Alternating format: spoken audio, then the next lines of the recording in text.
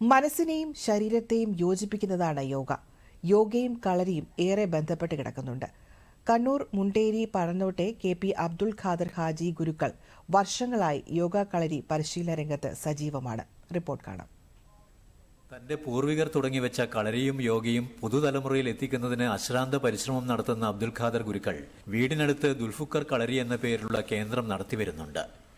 പൗരാണിക കാലം മുതൽക്കേ നമ്മുടെ കേരളത്തിൽ കളരിപ്പയറ്റും യോഗയും എല്ലായിടങ്ങളിലും ഉണ്ടായിരുന്നു. യോഗ എന്നാൽ അതിൻ്റെ അർത്ഥം യോജിപ്പിക്കുക, ചേരുക എന്നുള്ളതാണ്. എന്താണ് ചേരേണ്ടത്, എന്താണ് യോജിപ്പിക്കേണ്ടത്? അതായത് നമ്മുടെ ശരീരവും നമ്മുടെ മനസ്സും യോജിപ്പിക്കുക. യോഗയിലെ വ്യത്യസ്ത അഭ്യാസങ്ങൾ പരിശീലിപ്പിക്കുന്ന ഇദ്ദേഹത്തിന് ആയിരക്കണക്കിന് ശിഷ്യരെ വളർത്തിയെടുക്കാനായി.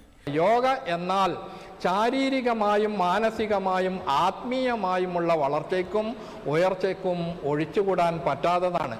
മനുഷ്യജീവിതത്തിൽ ഒഴിച്ചുകൂടാനാവാത്തതാണ് യോഗയെന്ന് അബ്ദുൽ ഖാദർ ഹാജി ഗുരുക്കൾ പറയുന്നു. മുമ്പ് കാലത്ത് എല്ലായിടങ്ങളിലും യോഗ ചികിത്സയുണ്ടായിരുന്നു. യോഗ ചികിത്സയിലൂടെ മാറാത്ത രോഗങ്ങളില്ല. ആധുനിക ഔഷധങ്ങൾ കൊണ്ട് ചികിത്സ നടത്തിയാൽ മാറാത്തത് പോലും യോഗ ചികിത്സയിലൂടെ മാറ്റിയെടുത്ത അനുഭവം എനിക്കുണ്ട്. കളരിയിലെ വ്യത്യസ്ത മുറകൾ യോഗയുമായി ബന്ധപ്പെട്ട് കിടക്കുന്നുണ്ട്. 26 വർഷമായി ഞാൻ യോഗ ചെയ്യുന്നു. മാനസികമായിട്ട് വളരെയധികം ഉല്ലാസം കിട്ടുന്ന ഒരു സമ്പ്രദായമാണ് യോഗ.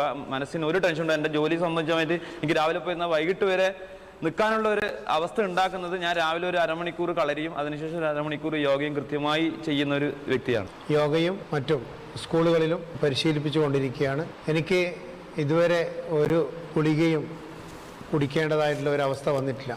യോഗാവിദ്യയും ചികിത്സയും എന്ന പേരിലുള്ള പുസ്തകം ഉൾപ്പെടെ ഒട്ടേറെ ഗ്രന്ഥങ്ങൾ ഇദ്ദേഹം എഴുതിയിട്ടുണ്ട്. 1000ഓളം യോഗാസന മുറകൾ ചിത്രസഹിതം ഈ പുസ്തകത്തിലുണ്ട്. എല്ലാ വർഷവും ജൂൺ 21 അന്താരാഷ്ട്ര യോഗാ ദിനം ആചരിക്കുമ്പോൾ യോഗയുടെ പ്രാധാന്യം ലോകം മുഴുവൻ എത്തിപ്പെടുകയാണ്. ജീവിതത്തെ ആരോഗ്യപൂർണ്ണമാക്കാനുള്ള ശ്രമത്തിന് ശക്തി പകരുകയാണ്.